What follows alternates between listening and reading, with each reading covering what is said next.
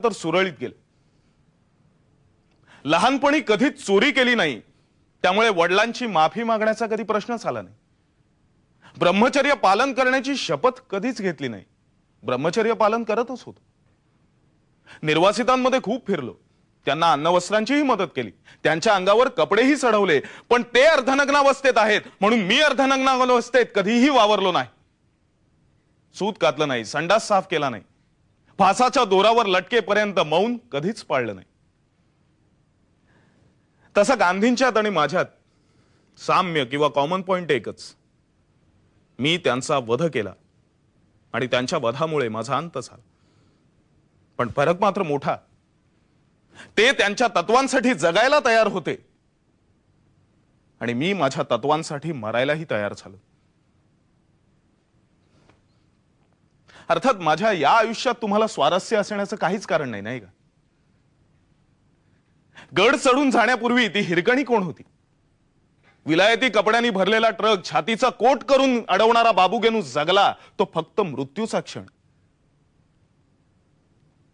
त्या अर्थानं नथुराम गोडसेचं खरं चरित्र सुरू होतं ते 30 जानेवारी 1948 पासून, गांधीवधानंतर। खरं तर नथुराम आयुष्य जगला ते फक्त 655 दिवस, 30 जानेवारी 1948 ते 15 नोव्हेंबर 1949। आणि या चरित्राचा श्रीगणेशा झाला तो मंत्रिमंडळानं पाकिस्तानला 55 कोटी रुपये देण्याचा निर्णय घेतला त्या दिवशी।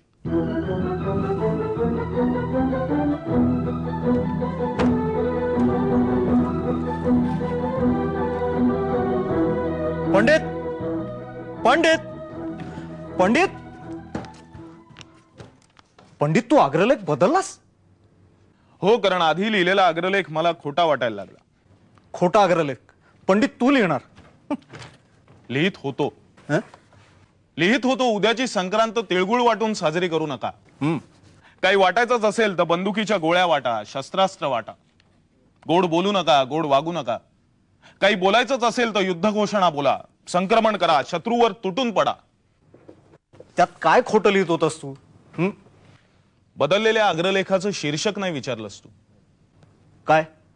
क्रियेवीण वाचाळता व्यर्थ आहे।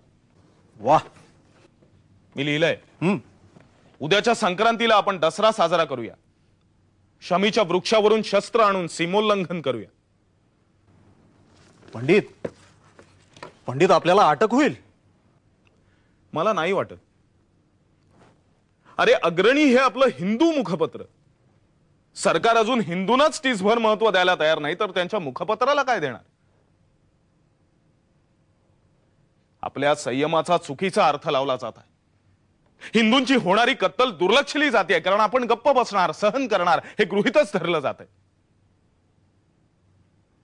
शेक्सपियरचं एक वाक्य आहे ना, खावांना जर जिभा असत्या तर त्यांनी वेदना बोलून दाखवल्या असत्या। वाह, पण आपल्या गावाला जिभा नाहीत, फक्त अश्रू आहेत। आपल्या क्रोधाला अंगार नाही, फक्त क्षमाशीलता आहे। इतरांनी अत्याचार करायचे आणि आपण ते सहन करायचे, यात काही विशेषच मानलं जात नाही, तो सृष्टी नियमच मानला जातो। सरकार माझ्या विधानांची गंभीर दखल घेईल ती खटल्याच्या वेळी। खटला? कुठला खटला? गांधी हत्येचा। गांधींना थोपवण्याचा आता एकच मार्ग आहे, त्यांचा वध।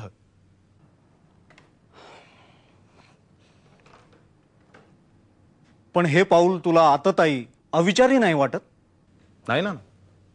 घे बंदूक आणि घाल गोळी इतकी कुठलीही हत्या सोपी नसते, अकस्मात नसते। खून असेल कदाचित, पण वध नाही, आणि गांधीवध तर नाहीच नाही। तुला तुला ती इतकी अनिवार्य वाटते? होय, अनिवार्य, आणि अधिक विलंब हानिकारक होईल असंही मला वाटतं। पण आपण इतिहासाच्या एका मोठ्या खंडाला धक्का लावतोय असं नाही वाटत तुला? खंड वगैरे अशा मोठ्या शब्दांबद्दल माझं दुमत असलं तरी इतिहासाच्या पानाला नक्कीच धक्का लावतो। पण हे पान जर आज उलटलं नाही, हे पान जर आज उलटलं नाही तर देशाच्या इतिहासाची बाकी पानं कोरीच राहतील नाना। पण पंडित, काळाची पानं उलटता येतात, काळाची पानं उलटता येतात, फाडून फेकता येत नाही. गांधींचं देशाच्या इतिहासातील स्थान कोणीही नाकारू शकत नाही, झेडकारू शकत नाही. नथुराम गोडसेही ते करू इच्छित नाही. त्यांचं पान तसंच राहणार, अगदी तसंच. पुन्हा कधीतरी झंझावाती वादळ येईल, पानांची उलथापालथ होईल आणि ते पान पुन्हा समोर उघडं होऊन पडेल. गांधींचं अहिंसेचं तत्व मी नाकारत नाही ना. जगाला हिंसेपेक्षा अहिंसाच जास्त आवश्यक आहे. पण गांधींची अहिंसा स्वसंरक्षण, स्वहित नाकारते. स्वसंरक्षण म्हणजे हिंसा नव्हे. स्वतःच्या अस्तित्व रक्षणासाठी धडपडणं याची व्याख्या हिंसा असं करणारी अहिंसाच म्हणजे एक प्रकारे स्वहिंसा नव्हे का? तू बोलतोयस ते सगळं पटतंय मला पंडित, पण पण तुला असं नाही का वाटत की तुझा हा निर्णय धाडसाचा आहे? धाडस करणं हा गुन्हा आहे? तरी पण हे कुणीतरी करायलाच हवं, आणि कुणीतरी करायला हवं म्हणून सगळेच वाट बघत बसले तर हे कदापि होणार नाही. आणि हे झालं नाही तर जे होणार आहे ते अयोग्य आहे. आपण निदर्शनं जरा तीव्र केली तर? कधीपासून करतोय आपण निदर्शन? हं? सांग ना मला, कधीपासून करतोय आपण निदर्शन? देशाच्या विभाजनाच्या वेळीही आपण निदर्शनच करत होतो. देशाच्या विभाजनाचा निर्णय हा अनावश्यक होता. अरे मुसलमानांची लोकसंख्येत टक्केवारी ती किती? त्यांचा संपूर्ण वेगळ्या देशासाठी असलेला अट्टहास अनाठायी होता. तो तसा नसता तर मौलाना आझाद हिंदुस्थानात राहिले नसते. पण जिनांच्या वेड्या हट्टाला मान्यता देऊन केवळ कोणाचं मन मोडायचं नाही, हिंसा नको म्हणून गांधींनी विभाजनाला मान्यता दिली. व्यक्ती देशापेक्षा कधीच मोठी नसते नाना. आणि गांधी व्यक्ती स्वतःला देशापेक्षा मोठी समजू लागली तर मग देशसेवा, त्याग या शब्दांना काय अर्थ राहतो? जिनांना पंतप्रधान व्हायचं. मुसलमान पंतप्रधान होण्यास आमचा तसा कधीच विरोध नव्हता. पण लोकशाही तलवार उपसून मागणी करायची नसते. जिनांनी तलवार उपसली आणि ती गांधींनी भारत मातेच्याच छातीत खुपसून लचका तोडला. अखंड सिंधू नदी हिंदुस्थानातून निघून गेली. देशाचा तुकडा पडला. याला जितके जिना जबाबदार तितकेच गांधी ही जबाबदार. ते तर परकीय, हे स्वकीयच नाही का? काय कमी निदर्शनं केली होती तेव्हा आपण? तेव्हाही आपण बालभवनासमोर निदर्शनच करत होतो, शांततामय निदर्शन. गांधीजींना भेटायला निघाले तेव्हा आपण त्यांची गाडी अडवली. त्यांना सांगितलं नका जिनांशी तडजोड करू, नका देशाचा तुकडा मोडू. पण आपला हा राष्ट्रपिता आपल्या छातीवर पाय देऊन पाकिस्तानच्या निर्मितीसाठी सुईणीसारखा त्यांच्या मदतीला धावला. पंडित पंडित मंत्रिमंडळानं 55 कोटी द्यायला मान्यता दिली. मग मंत्रिमंडळ ही तितकंच दोषी नाहीये का? होय आहे ना, होय आहे ना. त्यांचं चुकलं इतकंच की ते गांधींच्या आमरण उपोषणाच्या धमकी पुढे नमले. गांधींनी स्वतःच्या देहाच्या अस्तित्वाला जेव्हा जेव्हा आव्हान उभं केलं तेव्हा तेव्हा मंत्रिमंडळ चुकलं. देशाच्या अहिताचेच निर्णय घेतले गेले. हा देहच यापुढे या देशाच्या विनाशाचं कारण ठरणार आहे नाना.